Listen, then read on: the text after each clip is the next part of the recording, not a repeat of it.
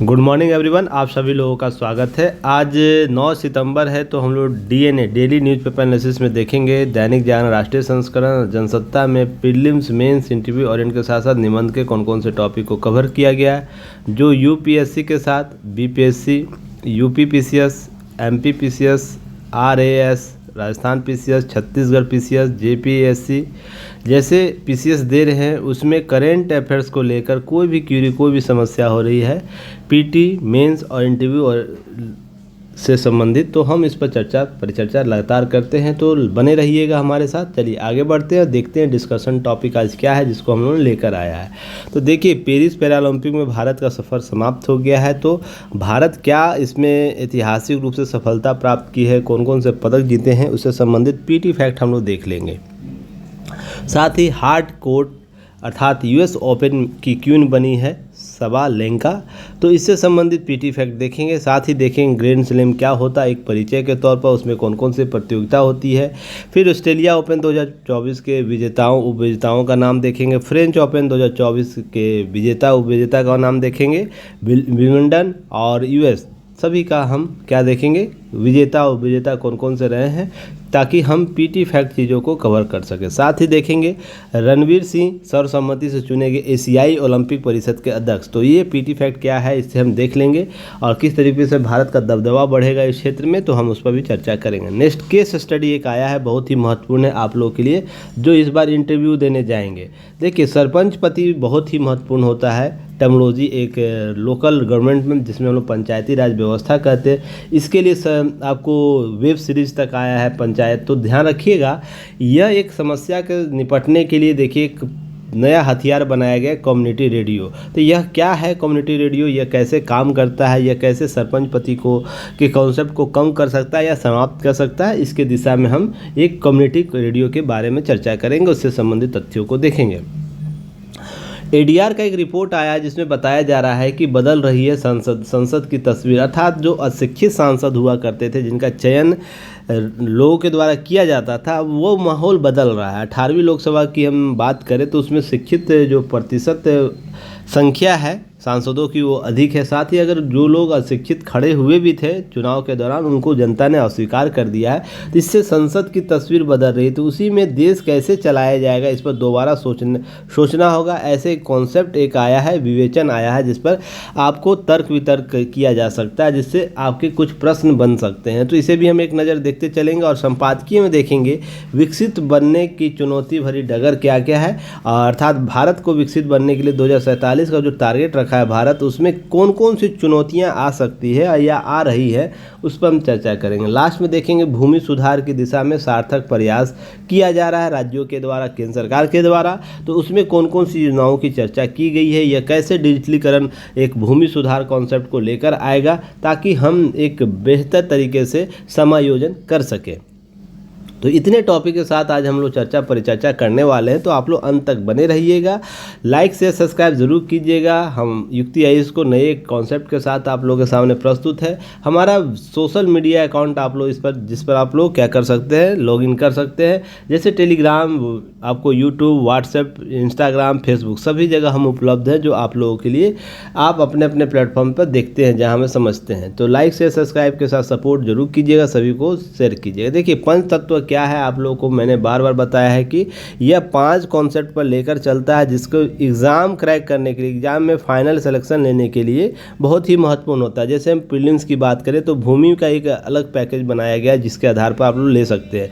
फिर अग्नि मेंस के लिए यह उपलब्धि आप लोग को दिया गया है। फिर आंसर राइटिंग प्रोग्राम रेगुलर कर चलाया जाता है, डेली बेसिस चलाया जाता है, ताकि साल भर आप लोग इसका लाभ ले सकें।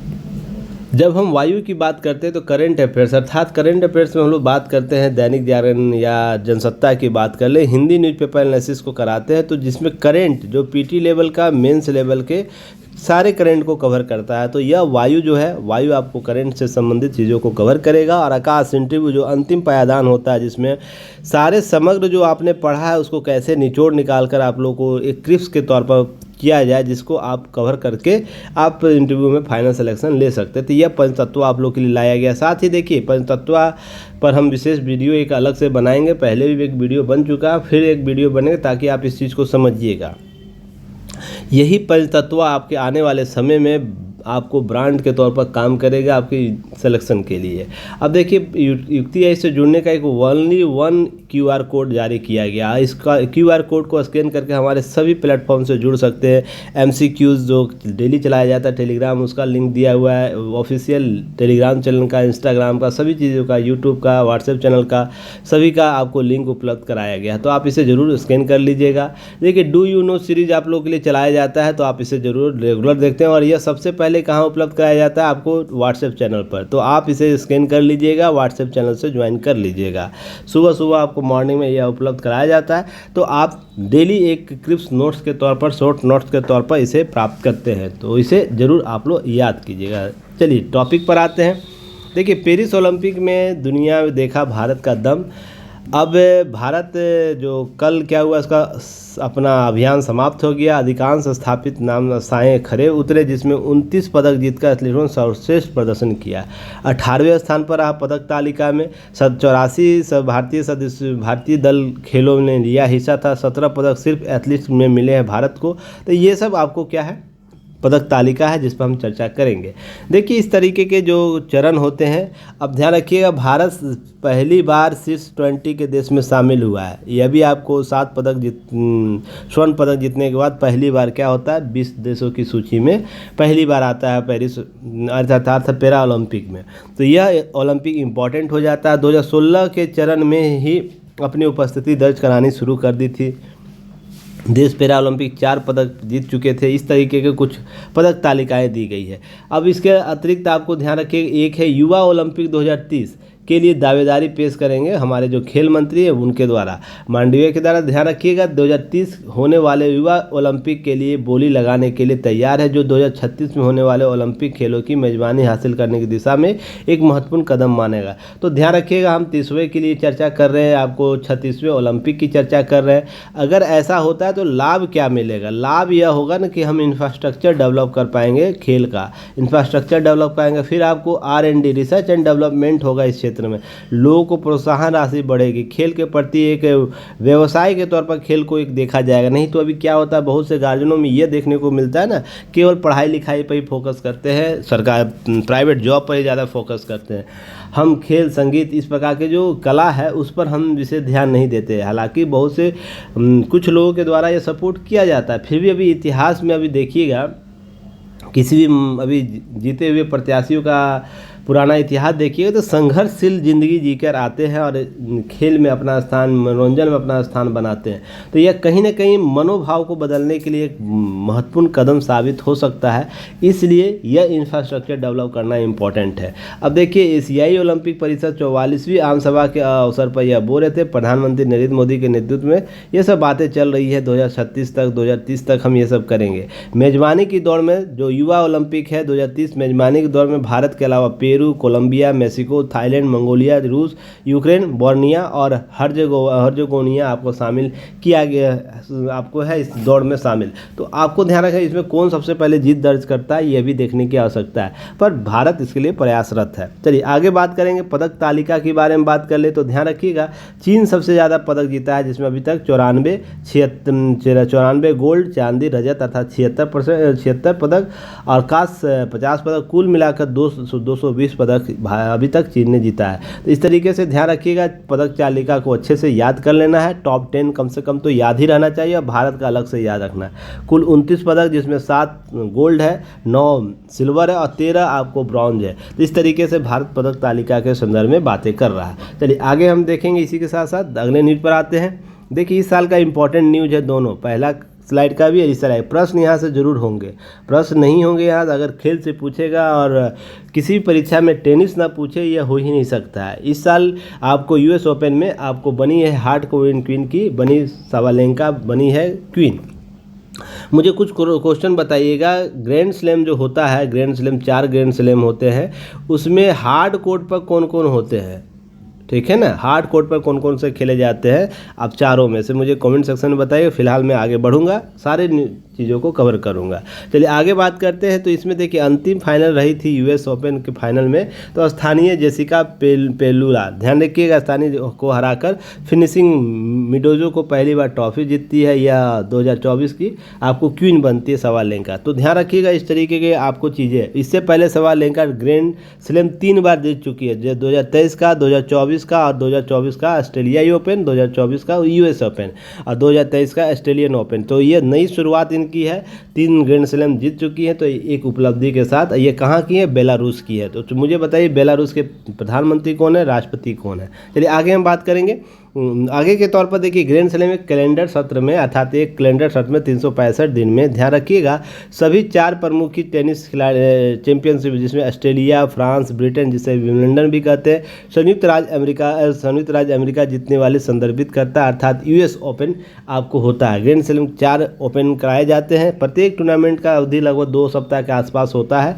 इसके अतिरिक्त ग्रैंड स्लैम निम्न साल है, जिसमें ऑस्ट्रेलियाई ओपन मध्य जनवरी के आसपास होता है। उसके बाद आपको दूसरा फ्रेंच ओपन मई के अंत से जून के शुरुआत में होता है। इस तरीके से तीसरा विंबलडन जून से अंत के जुलाई के प्रारंभ तक होता है और लास्ट यूएस ओपन अगस्त और सितंबर माह में होता है। तो यह दिन जरूर याद रखिएगा, यहाँ से प्रश्न पूछे जा चुके हैं PYQ में। तो इस तरीके से प्रीवियस ईयर क्वेश्चन आप यहाँ से जरूर देखते हैं। नेक्स्ट तौर पर ग्रैंड स्लैम टूर्नामेंट अंतर्राष्ट्रीय टेनिस महासंघ के द्वारा कराया जाता है, तो यह भी आपको याद रखना है। इसके विंबलडन जो ओपन टूर्नामेंट है प्राकृतिक घास पर होती है, अर्थात वहाँ पर घास प्राकृतिक रूप से उपजाया जाता है, उस घास पर खिलाया जाता है विंबलडन, जो आपको लंदन में होता है। उसके अतिरिक्त विंबलडन 4 ग्रैंड स्लैम में सबसे पुराना टूर्नामेंट है, जो कब से 1877 से शुरुआत हुआ है। उसके बाद इसके बाद ऑस्ट्रेलियाई ओपन और संयुक्त राज्य अमेरिका का जो यूएस ओपन है, ध्यान रखिए यूएस ओपन इसको शॉर्ट फॉर्म में कहते हैं, टूर्नामेंट हार्ड कोर्ट पर होता है, अर्थात यह हार्ड कोर्ट पर होगा, हार्ड कोर्ट पर, और ये हार्ड कोर्ट पर होगा। और आपको विंबलडन आपको ग्रास कोर्ट पर होता है, ग्रास कोर्ट पर होता है, और फ्रेंच ओपन रेड कोर्ट पर होता है। तो इस तरीके से आपको याद रखना है। नेक्स्ट इसके बाद यूएस ओपन की स्थापना 1881 में की गई थी। तो सबसे पुराना कौन है, आपको विंबलडन, जो आपको ब्रिटेन में जो होता है। उसके बाद यूएस ओपन को भी याद रखना, यूएस ओपन की शुरुआत 1881 में होती है। उसके ऑस्ट्रेलिया ओपन की शुरुआत 1905 में होती है। उसके बाद फ्रेंच ओपन टूर्नामेंट मिट्टी के खेल पर, अर्थात बजरी जो होता है, रेड उसको बोला जाता है, उस पर किया जाता है। तो इस तरीके से कुछ पीटी फैक्ट है, इसे याद रखिएगा। उसके अतिरिक्त यूएस ओपन हम बात कर लें, यूएस ओपन की बात कर लें, उससे पहले आपको सारे टूर्नामेंट की बात करें तो ऑस्ट्रेलियाई ओपन 2024 के एकल जो पुरुष विजेता, उनका नाम आर्निक सिनर, जो इटली के थे। आपको उसी तरीके से उप विजेता डेनियल मददेव रूस के थे। महिला एकल विजेता आरियाना सवालेंका बेलारूस की थी, आपको जो इस बार भी जीती है। उप विजेता झेंग किनवेंग चीन की थी। अब पुरुष युगल विजेता रोहन बोपन्ना भारत की, मैथ्यू एबेडन ऑस्ट्रेलिया की थी। रोहन बोपन्ना ग्रैंड स्लैम जीतने वाले सबसे उम्रदराज खिलाड़ी बन गए थे, एक रिकॉर्ड इनके नाम दर्ज हुआ था। तो यहाँ से पीटी फैक्ट आपको प्रश्न पूछा जाता है। इसी के अतिरिक्त अगर हम फ्रेंच की बात करें, विंबलडन की बात करें, तो फ्रेंच में आपको पुरुष एकल विजेता आपको कार्लोस अल्कराज जो स्पेन के हैं, उनके द्वारा जीता। उप विजेता की बात करें अलेक्जेंडर ज्वेरेर जर्मनी के। महिला एकल पुरस्कार जो जीती थी आपको ईगा स्वितेक, ध्यान रखिएगा, ये पोलैंड की थी। उप विजेता जैस्मिन पाओलिनी इटली की थी। अगर हम विंबलडन की बात करें, पुरुष एकल कौन था, कार्लोस अल्कराज। तो यहाँ पर याद रखना, कार्लोस अल्कराज को याद रखना है, ये 2 ग्रैंड स्लैम एक सत्र में जीतते हैं। इस तरीके से उप विजेता नोको जोकोविच थे सर्बिया के। महिला एकल विजेता बारबोरा क्रिजिस्कोवा चेक गणराज्य की, और उप विजेता जस्मिनी पाओलोनी, तो इस तरह इटली की ये थी। अब ये ध्यान रखना है कि यूएस ओपन हाल ही में हुआ है, तो प्रश्न जो पूछे जाएंगे आपको इन चारों से कहीं से प्रश्न पूछे जाते हैं, तो इसको याद जरूर कर लेना। यहाँ से पुरस्कार में प्रश्न, अगर खेल में प्रश्न पूछा जाता है तो सबसे पहले चांसेस होता है आपको लॉन टेनिस के बारे में ही, ओपन जो खेल होते हैं ग्रैंड स्लैम, उससे प्रश्न बनने के चांसेस ज़्यादा होते हैं, तो इसको याद जरूर रखना। अगर हम यूएस ओपन की बात करें तो पुरुष एकल जेनरिक सिनर के द्वारा जीता गया। पुरुष एकल उप विजेता टेलर फ्रिट्ज के द्वारा जीता गया। महिला एकल एर्ना सवालेंका के द्वारा, और उप विजेता कौन थी, जेसिका पेगुला, जो इस तरीके से पुरस्कार जीतती है। तो ध्यान रखिएगा, अपने अपने स्तर पर सारे लोग अच्छे प्रदर्शन करते हैं। नेक्स्ट टॉपिक के तौर पर हम बात करें तो एशियाई ओलंपिक जो परिषद, उसके अध्यक्ष रणधीर सिंह चुने गए हैं। तो यह ध्यान रखिएगा, आपको 45वें राष्ट्रीय ओलंपिक समिति के द्वारा 44वीं आम सभा में ये चीज़ें लेकर आई गई है। इससे लाभ क्या होगा, भारतीय क्षेत्र में, एशियाई क्षेत्र में भारत का दबदबा बढ़ेगा, भारत के जो निर्णय लिए जाएंगे भारत के अध्यक्ष के तौर पर, तो वो भारत के खेल इंफ्रास्ट्रक्चर के वो बढ़ावा देगा। इसके साथ साथ क्या करेगा, अब 2024 और 2028 तक यह कार्यकाल रहेगा, चयन समिति सर्वसम्मति से चुना गया। अब इससे ध्यान रखिए, इस तरीके के चीज़ें आपको पीटी फैक्ट में प्रश्न पूछे जा सकते हैं। क्लियर है? चलिए आगे हम बात करेंगे इसके अतिरिक्त। देखिए डेली न्यूज़पेपर एनालिसिस के लिए आप लोग को डेली आंसर राइटिंग क्विज चलाया जाता है, कराया जाता है, तो इसमें आप लोग भाग ले सकते हैं, शामिल हो सकते हैं। इसके लिए कुछ करना नहीं है, युक्ति है इसका ऐप डाउनलोड कर लेना है। ऐप का लिंक आपको description box, comment section box या इस प्रकार के वेब लिंक दिए जाते हैं, वहाँ से भी डाउनलोड कर सकते हैं। बहुत ईजी फॉर्मेट है, आप उसे डाउनलोड करिएगा।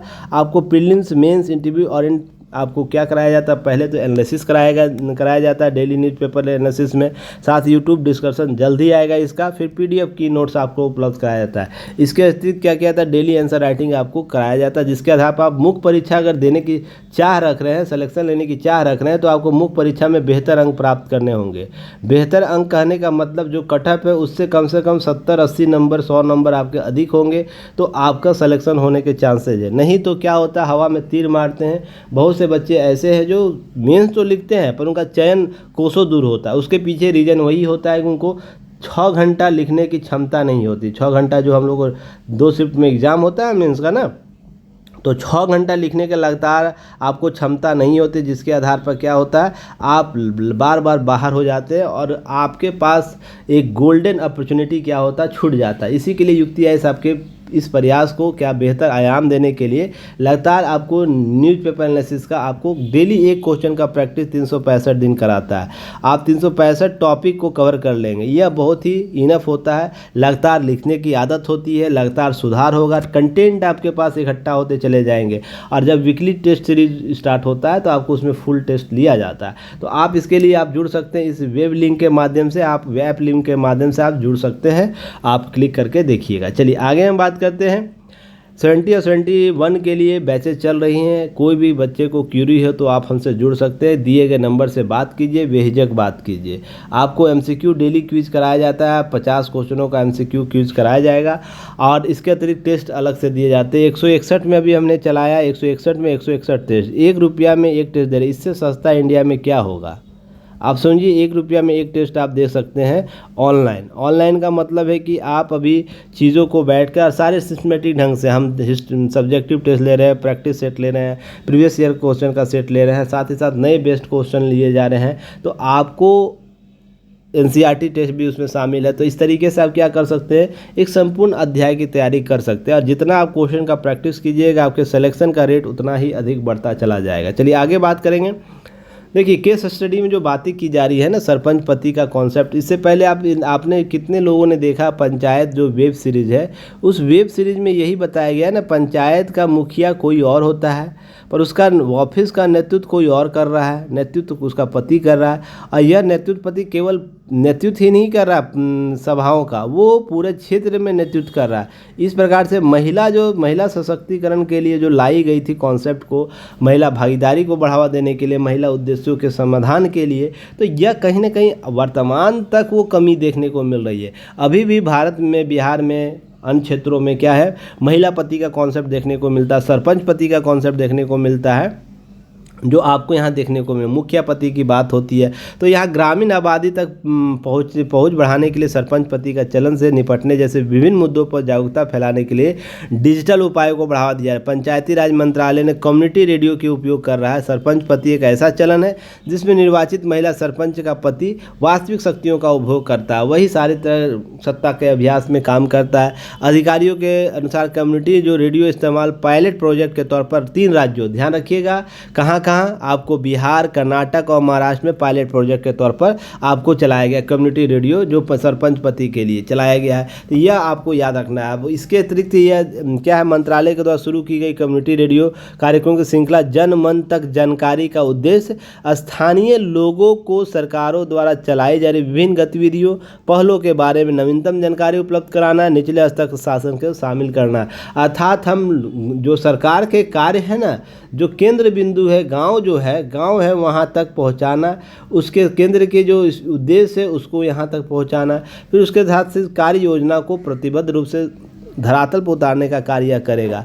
अगर हम 5-5 कम्युनिटी, अलग अलग राज्यों में 5 कम्युनिटी बनाए गए, अर्थात 3 राज्यों में है 5-5 तो 15 कम्युनिटी आपको बनाए गए। तो याद रखना है, कम से कम बिहार, अपने अपने स्टेट का याद रखना है। आप बिहार के हैं, बिहार बीपीएससी देंगे तो रेडियो स्नेही सिवान में चलाया गया, रेडियो एक्टिव भागलपुर में, रेडियो रिमझिम गोपालगंज में, रेडियो मयूर छपरा में और रेडियो रिसर्च मुंगेर में चलाया गया। तो इनका नाम याद रखिएगा। इसी तरह से आपको कर्नाटक के विभिन्न स्थानों का नाम याद रखना है। तो किस तरीके का नाम है, तो आपको नाम यहाँ पर सारंग नाम देखने, रेडियो सारंग है, रेडियो मणिपाल, रेडियो सीमोंगा, नाम ध्वनि, रेडियो अंतरवाणी रेडियो रखा गया। इसी तरह महाराष्ट्र में आपको जलगांव, मनभाव जलगांव, आपको कल्याण में गुरुवाणी रखा गया है, रेडियो विश्वास नासिक में, रेडियो वर्धा में रखा गया, रेडियो नगर आपको अहमदनगर में रखा गया। इस तरीके से रेडियो का नाम रखा गया, जो ई ग्राम स्वराज प्रणाली की भविष्यवाणी, पंचायत निर्णय, जीवन ग्राम सभाओं के डिजिटल मंचों का उपयोग करेगा। अर्थात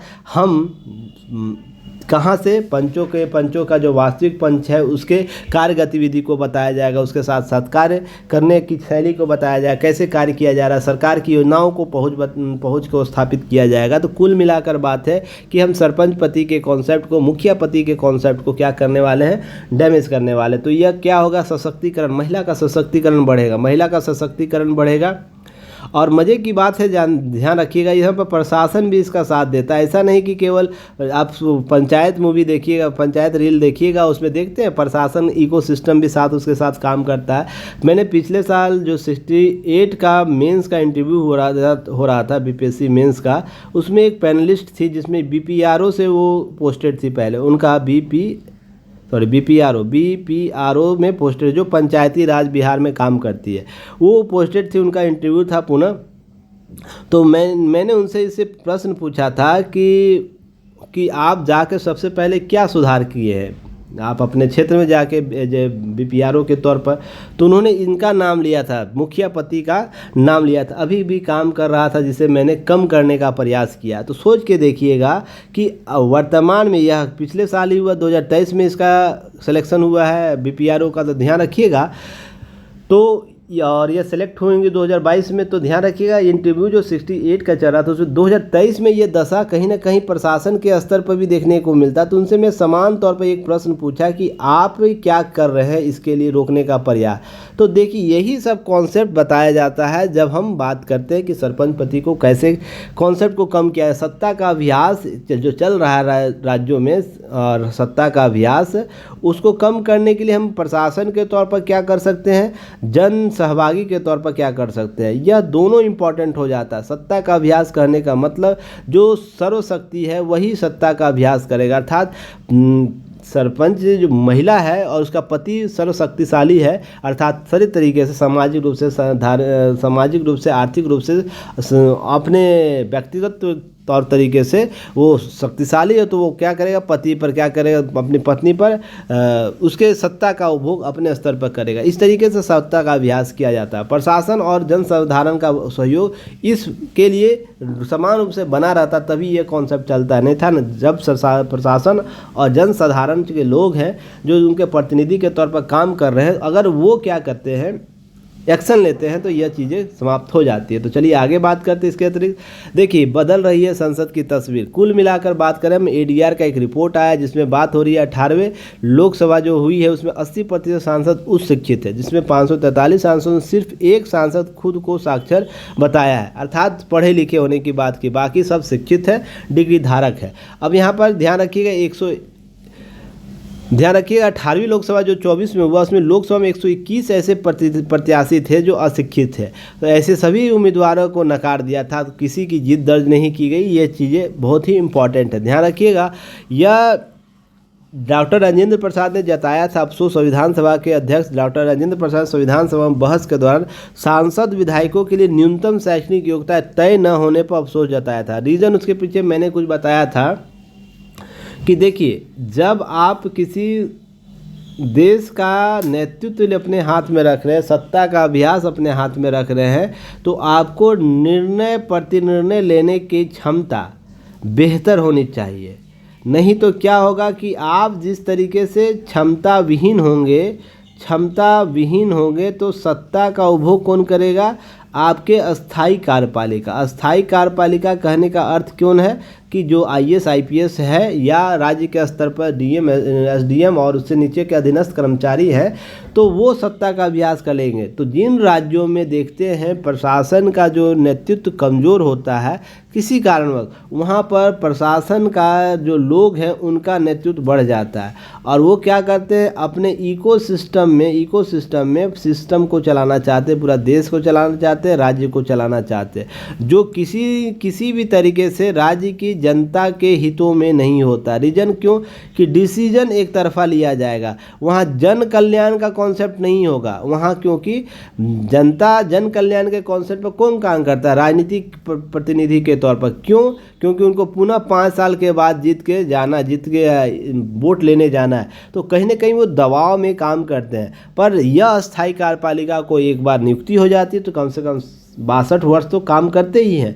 अब इस प्रकार के निर्णय प्रतिनिर्णय के लिए हमें इस प्रकार के संतुलन की स्थिति बना के रखती है अस्थाई और अस्थाई कार्यपालिका के बीच, जो निर्णय प्रतिनिर्णय का निर्माण कर देती है। यही प्रक्रिया में बातें होती है कि एक शिक्षित जो रहेगा, शैक्षणिक रहेगा, योग्यता वाला, तो निर्णय बेहतर ले पाएगा, समसामयिकी निर्णय ले पाएगा, जो सबसे उपयुक्त होगा वो निर्णय ले पाएगा। इसलिए राजेंद्र प्रसाद इस बात से खफा भी थे उस दौरान कि विधानमंडल सदस्यों को कुछ योग्यताएं तय की जाए। यह असंगत है, हम कानून लागू करने वाले के लिए उच्च योग्यता पर जोर दें, लेकिन कानून बनाने के लिए योग्यता नहीं है, सिवाय उसके 2 के वे निर्वाचित होंगे। सोचिए, जो इम्प्लीमेंट करा, अगर एक चपरासी की नौकरी भी चाहिए, हालांकि देखिए नौकरियां खराब नहीं होती है, पर चपरासी की भी नौकरी चाहिए तो आपको डिग्री धारक होना चाहिए, उससे ऊपर जितना जाइएगा डिग्री धारक होना चाहिए आपके पास।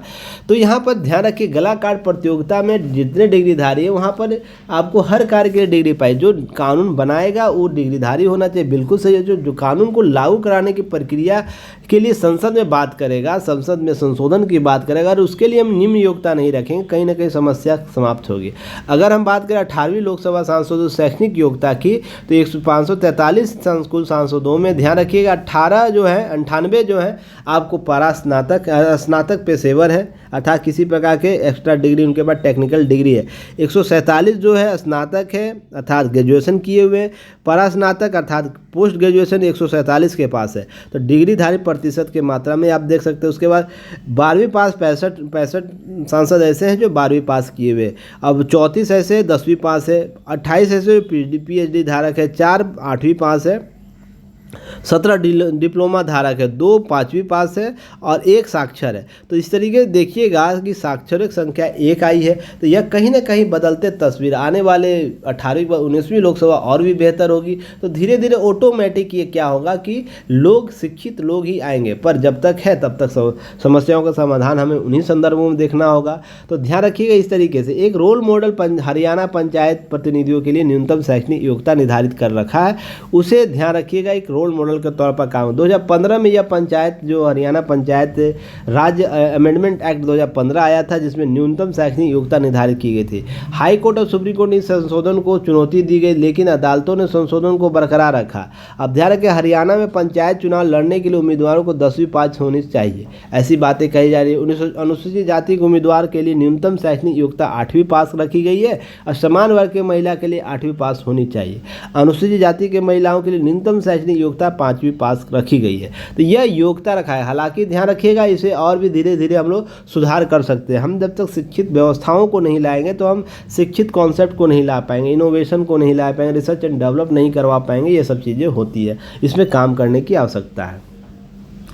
बात यहाँ इसी के साथ आती है, इस न्यूज़ को हम देखने के लिए प्रयास करेंगे कि इस पर क्या कंटेंट आपको उपलब्ध कराया गया। देखिए, बात हो रही है कि जब हम बात कर रहे विशेषज्ञों की ज़रूरत होती है, अधिकारी भी बदलते समय कदम में मिलाकर नहीं चल पा रहे हैं, शासन पढ़े लिखे और उत्साही लोग होने से मदद मिलेगी, ऐसी बातें हो रही हैं।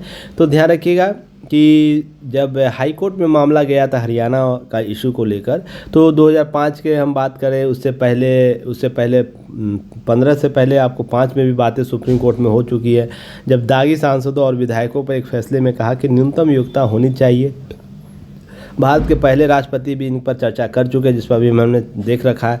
अब है कि बात होगी कि पहला इस मुद्दे पर कई नज़रिए को गौर करने की ज़रूरत है। पहला तो इस तरह की योग्यता तय न करने का कारण क्या है, क्या ये कारण आज भी वैध है? विश्व में के दूसरे देशों में क्या होता था, वर्तमान लोकसभा में कितने सांसद शिक्षित हैं, ये सब सारे कारक आपको देखने की बात होगी कि 1950 में जब संविधान अपनाया गया, उस समय सांसदों विधायकों के लिए शैक्षणिक योग्यता तय न करने सबसे अहम कारण था साक्षरता का स्तर, जो बहुत कम था, इसलिए यह तय नहीं किया गया था। मानक और भविष्य के लिए छोड़ दिया गया था कि संविधानवाद के तहत इसे क्या करेगी, वो उस समय की जनता अपने अनुसार क्या करेगी, चेंज कर सकती है। पर ऐसा बिल्कुल भी वर्तमान तक नहीं हुआ, क्योंकि आबादी का बड़ा हिस्सा चुनाव लड़ने के लिए पात्र नहीं रह जाएगा। इसलिए उस समय 1950 के दौरान हम क्या करते हैं कि ये सब चीज़ें नहीं लागू करते हैं।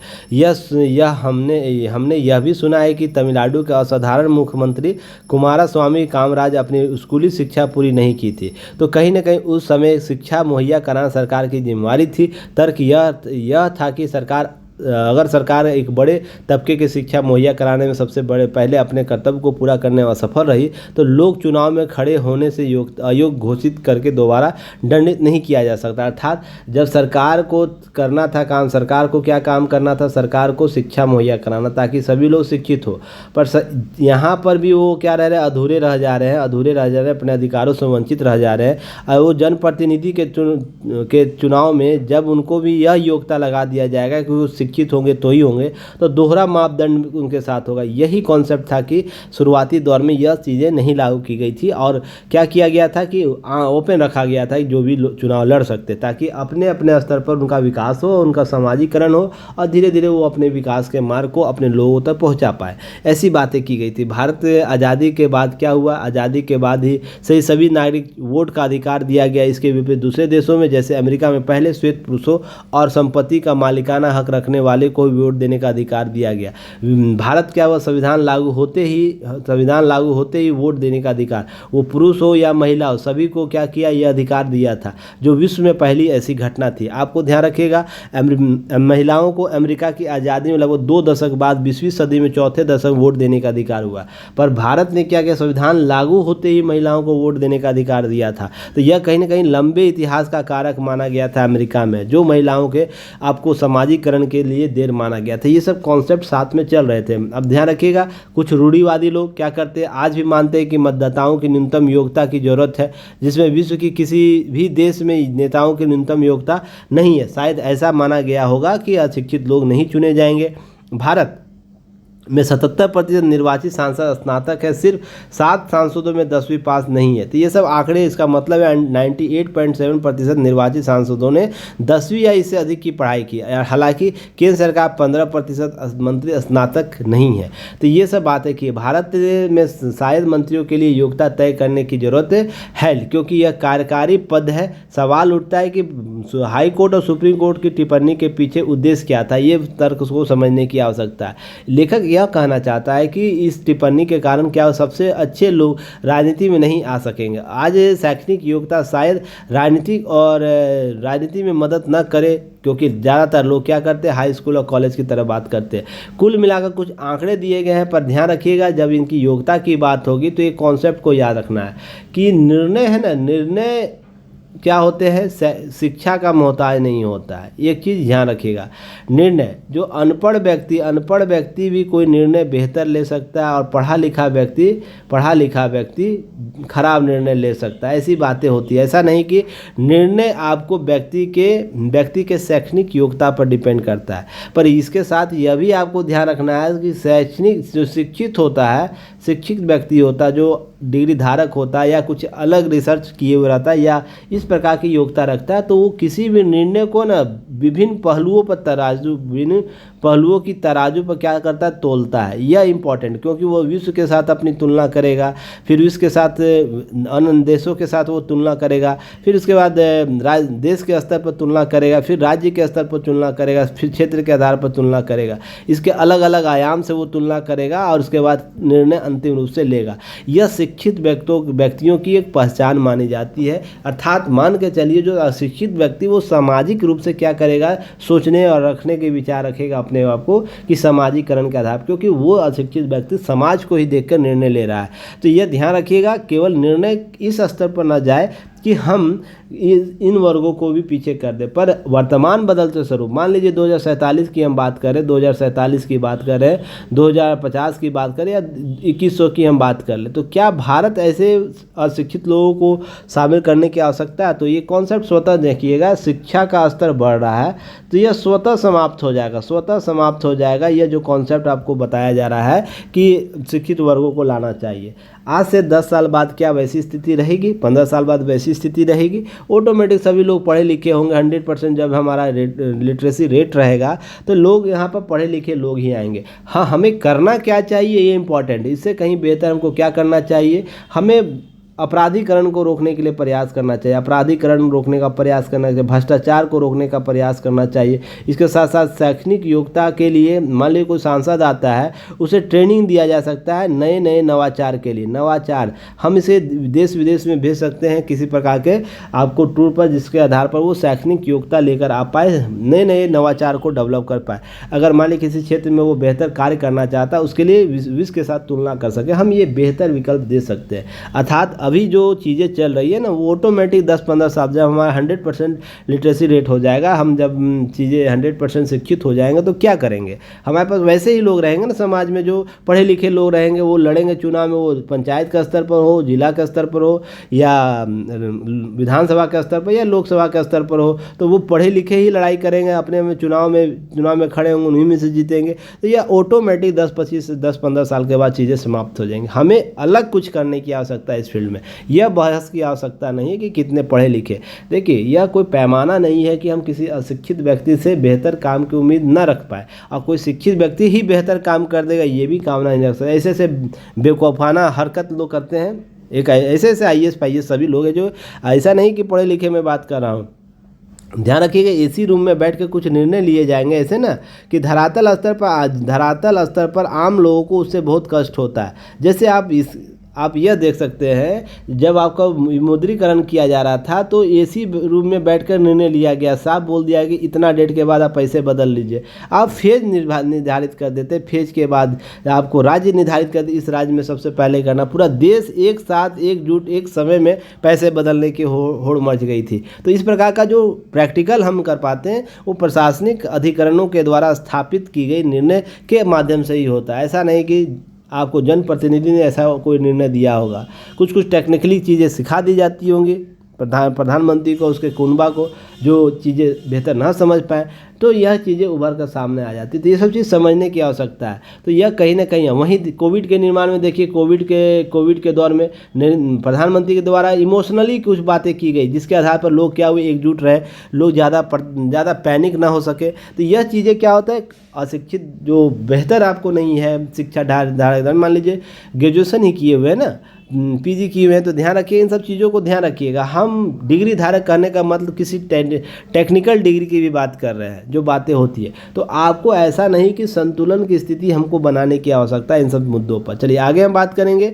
आपको विकसित बनने की चुनौती में भारी डगर है। देखिए, भारत 2047 तक लक्ष्य रखा है विकसित भारत बनने के लिए, तीसरी सबसे बड़ी अर्थव्यवस्था बनने का लक्ष्य रखा है, और भारत इस दिशा में प्रयासरत है। अगर 7% के विकास दर से हम बात कर रहे हैं, लगातार बढ़ रहा है, तो अगले 5 से 10 साल बाद इसका प्रभाव देखने को मिल जाएगा। तो विश्व बैंक ने हाल में अपना आंकड़ा बदला, 2047 विकसित देश बनने के संकल्प एक बहुत बड़ी चुनौती है।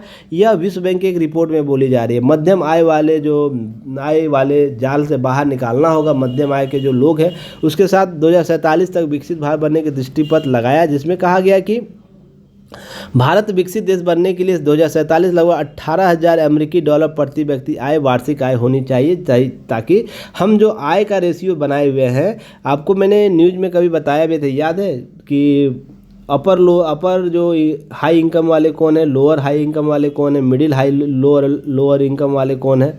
मैंने आप लोगों को एक आंकड़ा दिया था, याद है, फिजिकल ईयर 2022-23 का। तो ये आंकड़ा यहाँ पर दिया गया, तो इस तरीके से ध्यान रखिएगा, उस आंकड़े के आधार पर इसे तुलना कर लीजिएगा, जिसमें आपको 18,000 कम से कम अमेरिकी डॉलर होने चाहिए प्रति व्यक्ति। अगर हम रुपये से गुना कर दें, अभी 80 रुपया अप्रोक्स चल रहा है, $1 बराबर 80 रुपया, तो ध्यान रखिएगा ये 80 से गुना कर लीजिए। तो इस तरीके से जब हम इतना रुपया कमा पाएंगे तो हम प्रति व्यक्ति आय में सबसे सर्वश्रेष्ठ हो पाएंगे।